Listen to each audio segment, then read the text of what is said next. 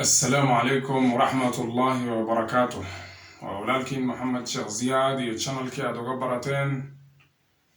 كوبcinta baniaadmiga muxaadarooyin qalbiga taabanaya qisooyin wax ku oola tarbiyada carruurta iyo arrimaha qoyska. Soo dhawaada walaalayaal, siina faafiya khayrka walaalaha gaarsiiya.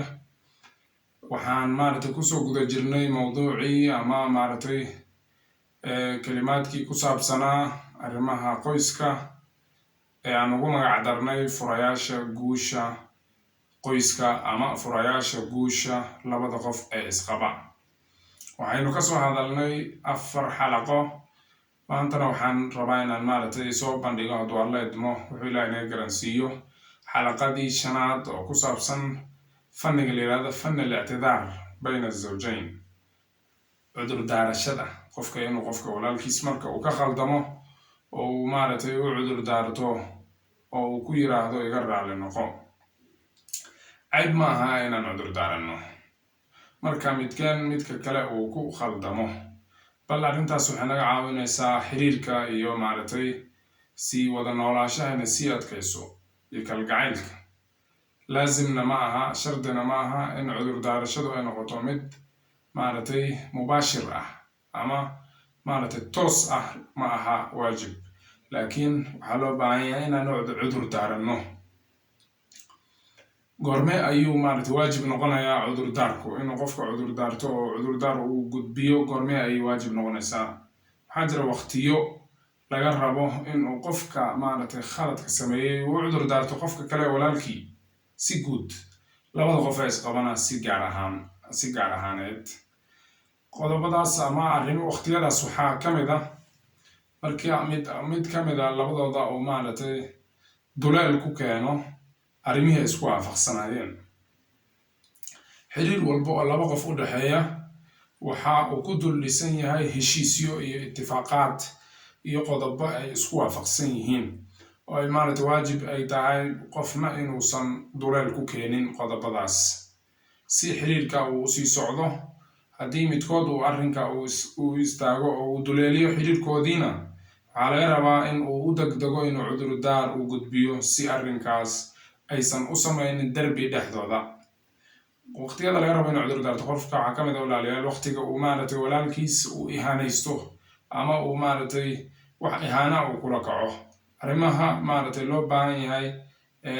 in cudurdaarka laga gudbiyo ay kamid tahay oo uusan qofka kale u dulqaadan karin. haddii midkood uu markaa arrinkaas sameeyo, waxaa waajib ah inuu cudurdaar sameeyo si uu darafka kale ama dhinaca kale u dareensiiyo inuu karaamadiisa uu soo ceshtay. qodobka 3aad waa gaabin. marka uu qof kamid ah labada qof ee wada jooga uu ka gaabiyo arrimaha nololeed ama uu dareemo daal oo kale, waxaa laga yaabaa labada qof oo isqabo midkood inuu ka gaabiyo midka kale xiriirkiisii iyo wanaaggii uu lahaa uu ka gaabiyo iyo danayntii uu danayn jiray. marka waxaa la doonayaa midka kale inuu darafka gaabiyey in uu cudurdaar gudbiyo si uu arrinkaas uu u muujiyo inuu dareensan yahay inuu gaabiyey, asbaabtana uu caddeeyo, sidoo kale isku dayo inuu arrinkaas bedelkeed uu keeno. qodobka 4aad waa dulmiga walaalayaal. haddii dulmi aan ku kacno ama aan darafka kale ee qofka kale walaalkeena aan la noolnahay aan kula kacno dulmi, inaan sidoo kale asagana u gudbino cudurdaar. dulmiga wuxuu noqon karaa shaki aad ka shakisay qofka walaalka, wuxuu noqon karaa arrimo kale oo aan ku khusaynin oo aad faraha la gashay, sidoo kale asbaab kale oo laga yaabo inay dulmiga qofka kale uu u geysto walaalkiis ama labada qof oo isqaba isugu geystaan. marka waxaa loo baahan inaan cudurdaarka u gudbino. qaabkeen cudurdaarka u gudbinaynaa? cudurdaarku ma aha kelimad afka laga yiraahdo oo keliya, laakiin waa cabirid la cabiro dareenkaasoo qofka khaldan uu cabirayo inuu dareensan yahay dambi inuu sameeyey, uu sacyiyo inuu la heshiiyo qofka uu nolosha la wadaagay, farxadna geliyo. sababtoo ah i'tidaarku waa dhisid ama dib u dhisid xiriirka labada qof isqaba oo dib loo soo dhiso oo boorka laga jafo. taas oo ay ku suurtagali karto dhowr qodob. qodobka koowaad waa inaad qabto qanaaca taamah bilkhata inaad ku qanacsan tahay khalad inaad samaysay marka aad tegayso oo qofka walaalka aad u cudur daaranayso waxaa laga rabaa inaad ku qanacsan tahay inaad khalad ama gaf samaysay taas marka waa inaad u diyaar garowdaa inaad xambaarataa ruduudda ama rad ficilka kaaga imaan kara darafka kale si uu ku cafiyo oo uu masaamaxa uu ku siiyo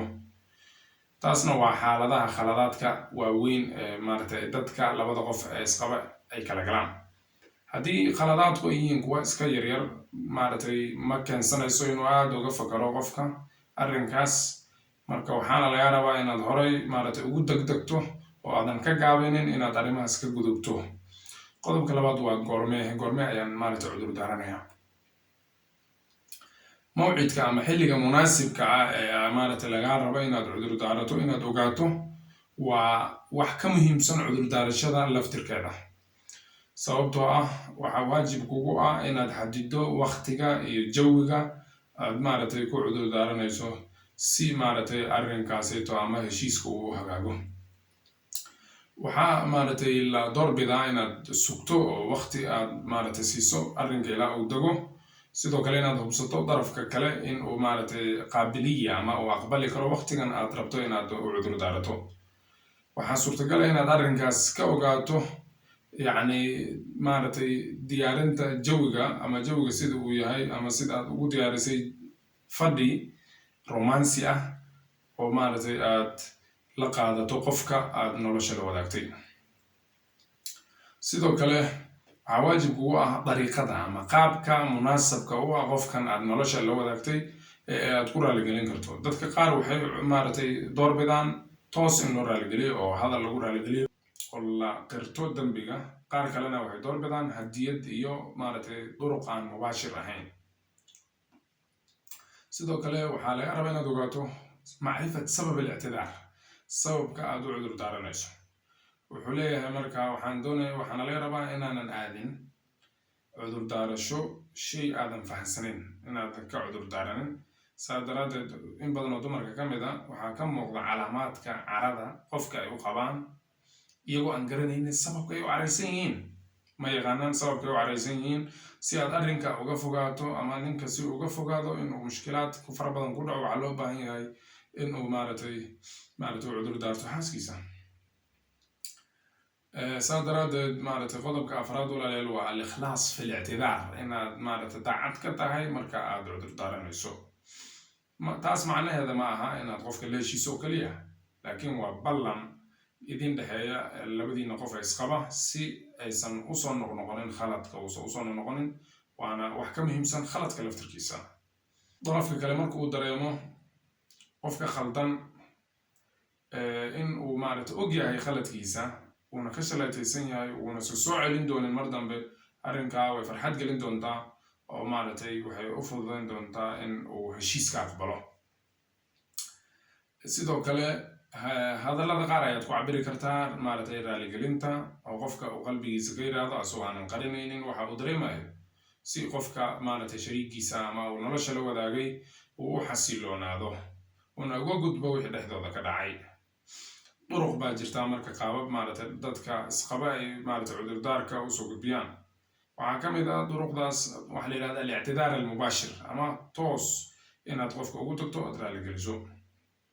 waxaa ka mid ah al-mazx maca al-shariik qofka aad nolosha la wadaagtay inaad la kaftanto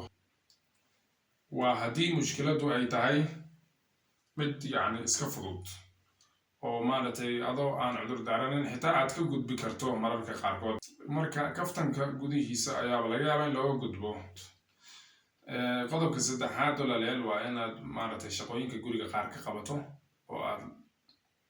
caawiso qofka aad nolosha la wadaagtay taasna waxaa qodobkaasna waxaan qaadanaynaa waa marka ninka uu yahay midka khaladka galay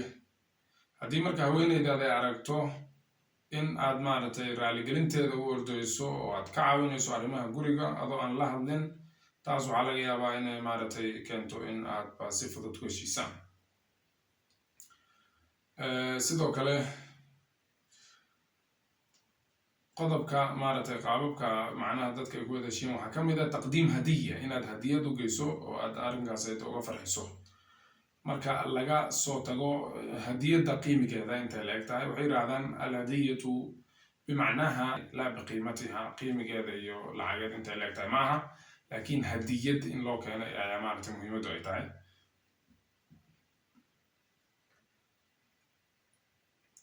marka hadiyadda iyo maaragtay qofka in yacni sidoo kale maaragtay hadiyadda bedelkeeda sidoo kale waxaa suurtagal ah inaad warqad u qorto warqadaas ka kooban kalimaad oo maaragtay qalbiga taabanaya iyo hadallo qadarin iyo ictidaar ay ku dheehan tahay taasoo ay adag tahay mararka qaar inuu qofka toos u yidhaahdo.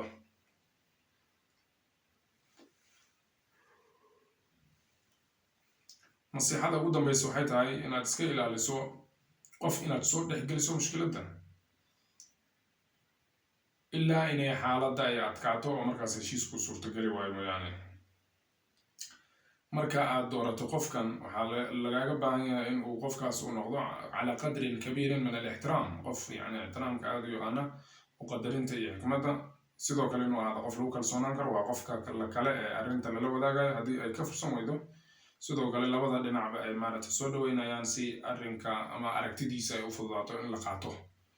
walaalayaal intaas waxaan maaragtay kusoo afmeerayaa barnaamijkeenii ku saabsanaa la magac baxay furayaasha guusha qoyska oo qaybtiisii 5aad aan soo bandhigayno kuna saabsan cudur daarashada aan sii faafino walaalaha gaarsiino. haddii aysan subscribe ku saarneen subscribe saaro walaalahana la wadaag wixii